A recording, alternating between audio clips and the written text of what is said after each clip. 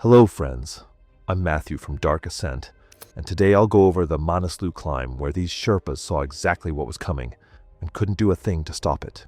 One climber's greed and a hidden secret put everyone around him in an impossible position, headed straight into the death zone. And what it ended up costing everyone is honestly one of the most devastating outcomes I've ever seen. It was September 18th, 2017, and Manaslu Base Camp sat at roughly 1,500 feet on a rocky moraine above the Budi Gandaki River Valley. The autumn season had pulled in dozens of commercial teams to the mountain's northeast face, part of the growing commercial traffic Manaslu had been seeing for years, and a sign of just how popular the peak had gotten as one of the more commercially accessible 8,000ers in the Himalayas. Tents were spread out across uneven glacial debris, and you could pretty much tell which teams had money and which ones were on a budget, just by looking at the setups. Prayer flags rippled in a persistent wind, carrying the smell of glacier ice and kerosene stoves. The temperature at dawn hovered near 20 degrees Fahrenheit, cold enough to freeze condensation inside tent walls, but warm enough that sheltered spots turned comfortable by mid-morning. Among the climbers preparing for the season's first summit window was Russell Kemp, a 51-year-old from Dallas, Texas, who had arrived 12 days earlier with equipment that cost more than some expeditions' entire budgets, and a confidence that had been building for years. Russell made his money in commercial real estate and energy consulting, the kind of industries where sounding certain about things was basically the same as being good at them. 3 years earlier, he had discovered mountaineering offered the same currency. A guided ascent of Kilimanjaro had been followed by Elbrus, Aconcagua, and Ahmedablam in Nepal the previous autumn. Each summit added to a growing narrative. The businessman who conquered fear and altitude with the same discipline he brought to closing deals. The narrative had pretty much become a business on its own at that point. Russell had secured a book deal, a leadership manual built around his mountaineering experiences with each chapter tied to a summit. The advance had been spent months ago on a speaking agent and promotional materials that already described him as an 8,000-meter summiteer. Several corporate engagements were booked for the following spring.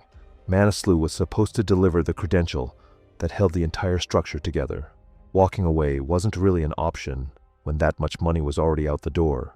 I can't even be mad at Russell the way I'm usually mad at the people in these stories, because he genuinely wasn't being reckless.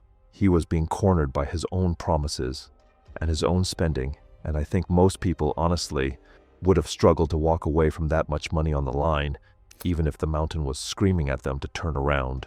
Russell's expedition was organized by a smaller Kathmandu-based company, operating on thin margins.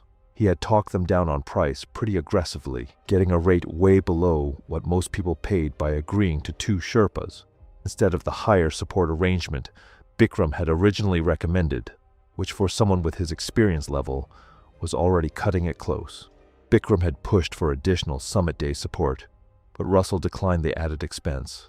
The company's founder, Bikram Rai, had agreed under the condition that Russell follow all safety protocols.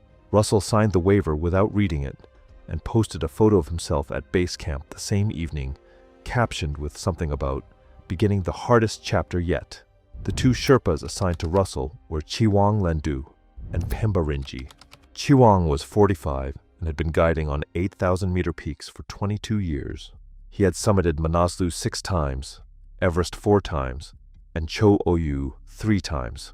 Other Sherpas trusted Chiwang's judgment because he could usually tell when a climber was deteriorating before the climber themselves would admit it, like he could genuinely just pick up on stuff that other guides missed. Chiwang watched how climbers moved when they thought no one was paying attention, how they ate, how their hands worked during basic tasks. Over 2 decades, he had built up a catalog of patterns that predicted outcomes with uncomfortable accuracy. Chiwang is the person in this story I think about the most, and it's not even close. Pemba Rinji was 28, lean and quiet, with 4 8,000-meter summits. He had worked with Chiwang for 3 seasons and treated the older man's judgments as education rather than opinion. Pemba came from the Rolwaling Valley, sent most of what he earned back home, and was saving up to get qualified as a trekking operator which would eventually get him off the high peaks and into the business side of things. Acclimatization rotations began on September the 20th.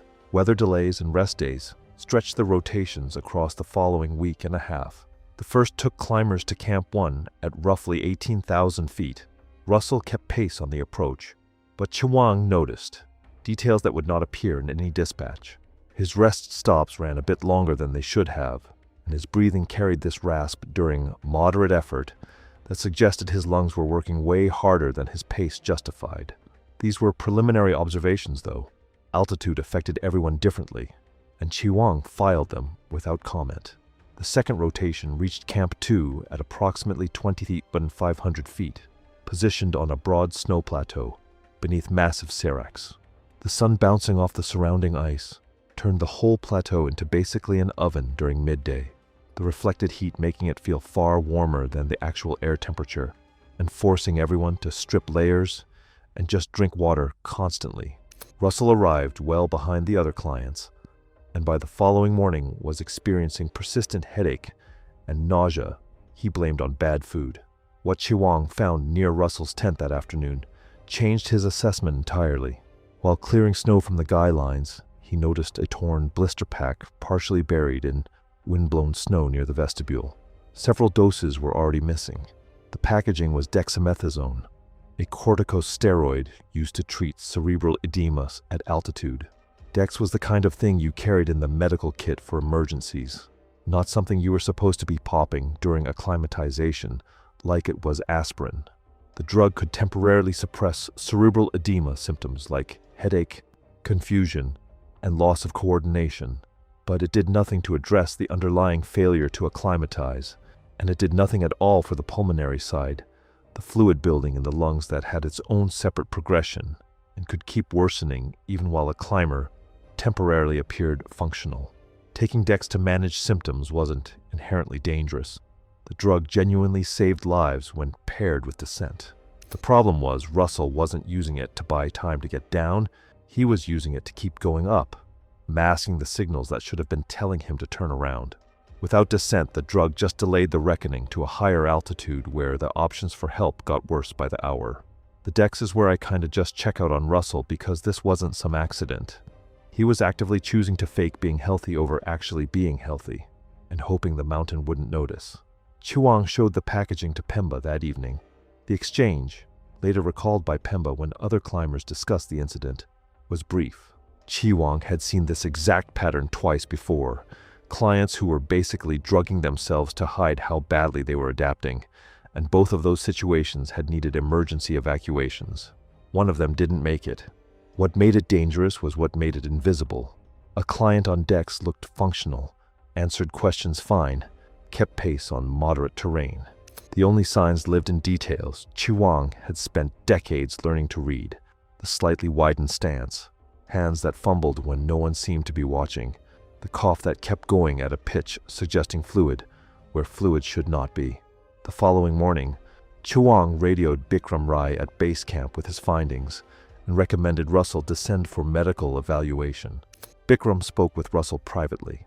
Russell flat out denied taking anything other than basic painkillers, totally brushed off what Chewang was saying, and when Bikram kept pushing, made it clear he would take his complaints public.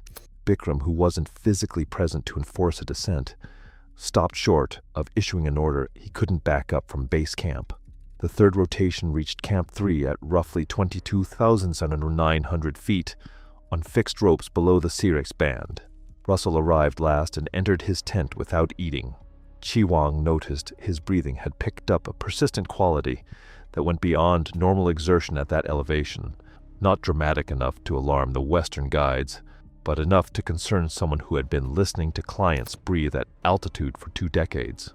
A German climber from another expedition later mentioned watching Russell take noticeably longer than expected on routine tasks around camp, the kind of slowness that could be exhaustion or could be something worse depending on what you knew to look for. That evening, Chewang radioed Bikram again, recommending against including Russell in the summit push. Bikram told Chewang to monitor him closely while he assessed whether Russell could still safely continue. After the call, Pemba recalled, Chiwang sat outside the tent, watching the upper mountain in fading light. He told Pemba that Russell was already above where his body could sustain itself, and everything from here was pretending. The mountain would collect what it was owed. The only question was where. That line honestly haunts me because Chiwang had seen this play out before, and he knew exactly how it was going to end, and the one person who needed to listen had already shut him down. Like, what do you even do with that? Teams descended to base camp for rest. Russell posted photos from Camp 3 saying his acclimatization was going strong and the summit attempt was coming up, and the comments just filled up with people cheering him on who had absolutely no idea how much medication was holding his acclimatization together. The summit window opened on September 28th, a 48-hour break in the wind pattern with clear skies.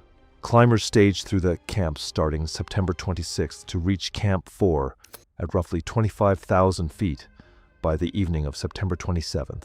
Russell had started supplemental oxygen upon arriving at Camp 4, earlier than several stronger climbers on the route. Russell moved through the lower camps at a pace Chiwang later described as borrowed, like it was functional enough that nobody could officially pull the plug on him, but clearly being sustained by something other than his actual physiology. The wet cough persisted. His sleep at Camp 2 was broken by coughing fits, audible through neighboring tent walls. At Camp 2, Chiwang made one final attempt. He approached Russell directly and told him plainly that his body was not prepared for the summit push. He described what he had observed and offered to accompany Russell on a descent without judgment or consequences. Russell's response, which Pemba and a Sherpa from another team both saw happen, was instant. He basically told Chiwang he hadn't spent what he spent just to get turned around by someone whose job was carrying bags.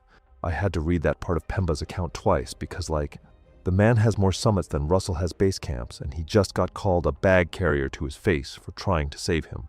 That comment kinda just reduced 22 years of expertise down to a service role, and made it pretty obvious that Russell saw the whole thing as something he paid for, not a partnership.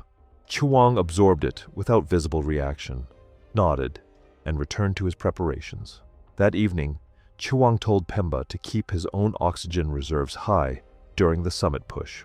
When Russell collapsed, not if but when, they would need everything they carried for the rescue attempt. He wanted Pemba to have enough to get himself down alive, regardless of what happened to the client. They departed Camp 4 shortly after midnight on September 28th, minus 18 degrees Fahrenheit, with wind gusting to 25 miles per hour, cold but manageable.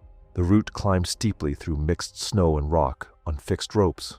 Headlamps from other teams dotted the darkness, a slow procession ascending towards the exposed summit ridge. Russell climbed with the fixed determination of someone operating on something other than physical reserves. His pace was slow, but he never actually stopped, each step planted with this deliberate heaviness that you could read as either discipline or desperation, depending on what you knew about him. Chiwang, directly behind on the fixed rope, monitored his breathing like someone watching a timer he could not stop. Russell had already burned through one bottle faster than planned, running a high flow rate, his body demanding support that confirmed what Chiwang already knew.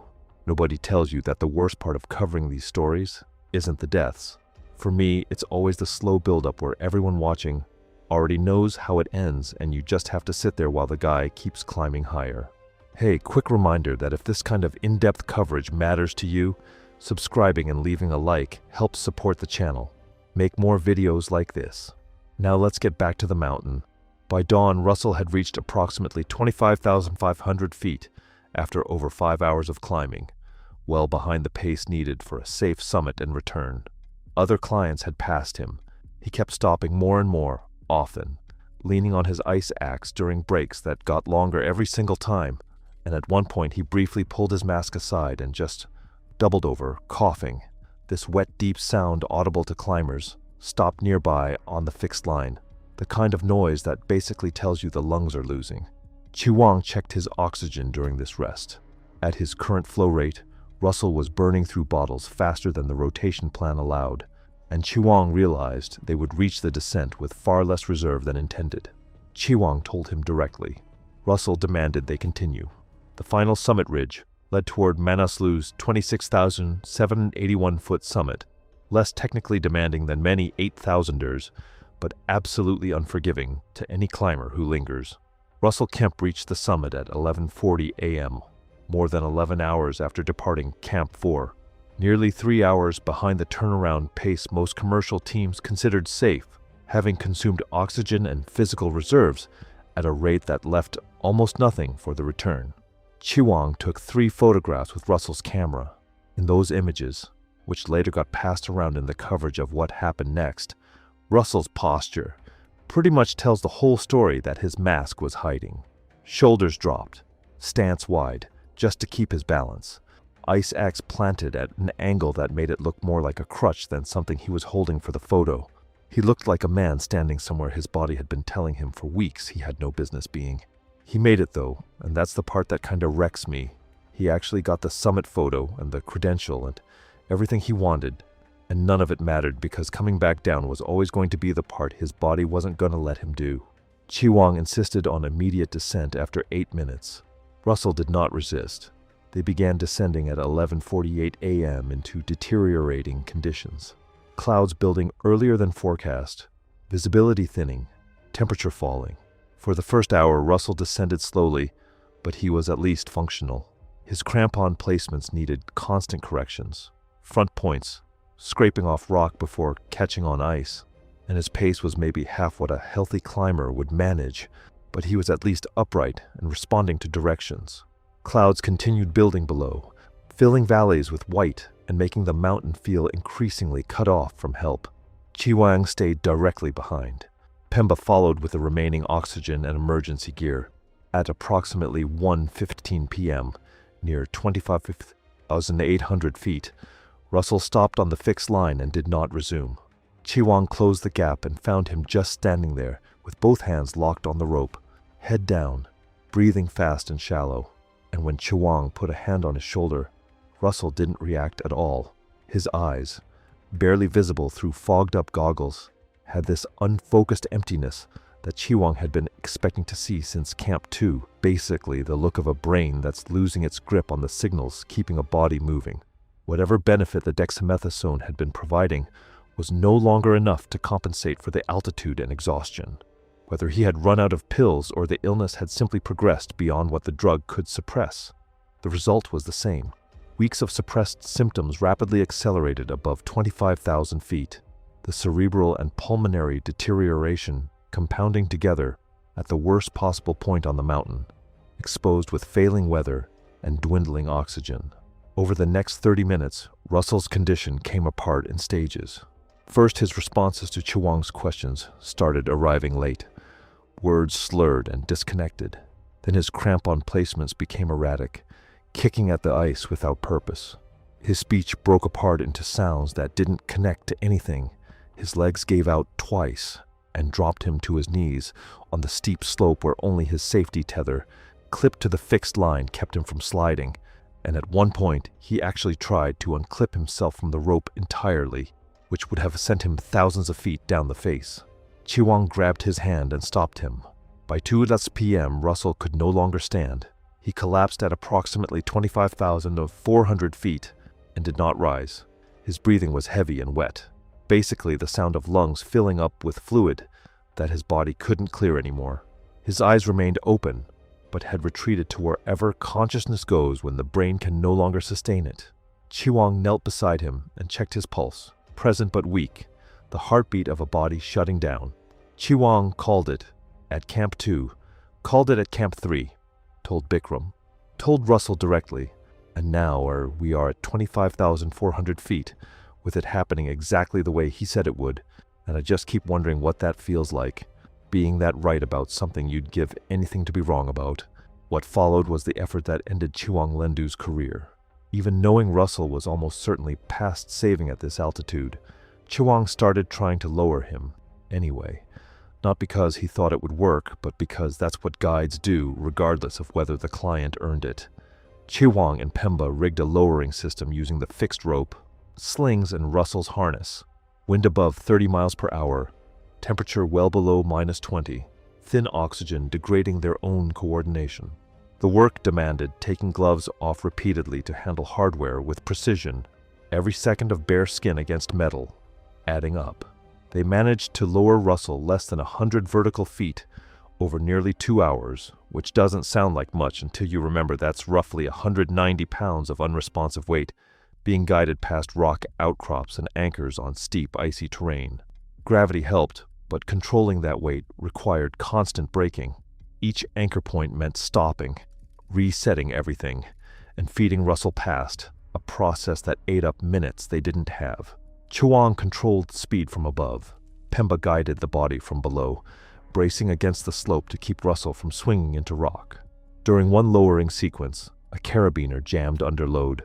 Chewang spent nearly 10 minutes working the mechanism with bare hands at approximately 25,000 feet. The air temperature against his exposed skin was compounding damage that had already been developing from repeated exposure throughout the rescue, but the only other option was abandoning the whole system, and everyone clipped into it. So he kept going. By the time he freed the carabiner, the cumulative exposure had pushed both hands into severe frostbite territory, skin waxy and bloodless, sensation fading from his fingertips toward his knuckles.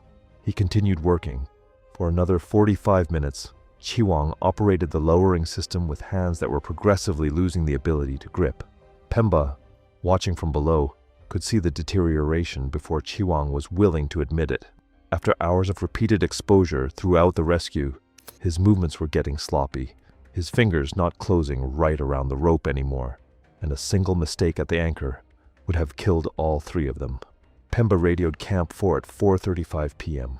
No additional support could arrive before dark. He was told to get Chewang down and leave the client. Chewang refused. He tried to keep going with hands that couldn't even feel the rope anymore, fingers curling around it out of pure muscle memory. Pemba stepped in and physically pulled him off the anchor, which meant overruling the man he'd spent 3 years looking up to as a mentor, and neither of them ever talked about what happened between them in that moment publicly. They clipped Russell to an anchor beside the fixed line with a short tether, covered him with an emergency blanket weighted with snow, and started the descent in fading light with the wind picking up behind them. Pemba had to physically pull his own mentor off that anchor for a guy who called them bag carriers 2 days before. And honestly, I've got nothing profound to say about it. It just makes me angry every time. They reached Camp 4 at 7:20 p.m. Chewang's hands were wrapped in mittens, but the damage was already done. Russell Kemp didn't make it through the night. A team sent up from Camp 4 at first light found him at around 25,000 feet, still clipped to the anchor, right where Chewang and Pemba had left him. The emergency blanket had been ripped half off by the overnight wind. His body was later moved to a lower camp during a subsequent weather window, but conditions prevented further transport, and he was secured off the main route near a crevasse area after further recovery efforts became impossible. The cause of death was listed as high-altitude cerebral edema, compounded by pulmonary edema, hypothermia, and exhaustion. He was 51 years old. The speaking engagements were canceled. The book was never written. Chewang Lendu was evacuated to Kathmandu 2 days later. Surgeons ended up taking 2 fingers off his right hand and 2 off his left. The damage had just been going on way too long for anyone to do anything about it. The hands that spent 22 years drilling ice screws and rigging anchors and holding ropes under loads that would have wrecked most people genuinely couldn't even close around a carabiner anymore. 22 years of high-altitude guiding, 6 Manaslu summits, 4 on Everest, all of it ended, not because of a decision he made, but because of a client who wouldn't let him make the right one. Chewang went back to the Gorkha district and took a logistics job with a trekking company in Kathmandu. People who knew him said adjusting was hard in ways that went way beyond the physical stuff. Pembarinji completed 2 more seasons on the high peaks before transitioning into the trekking business he had been saving for. He later told an interviewer that the hardest part of the mountains was genuinely never the climbing. It was watching someone choose something the mountain was never gonna allow and being expected to somehow stop it from happening.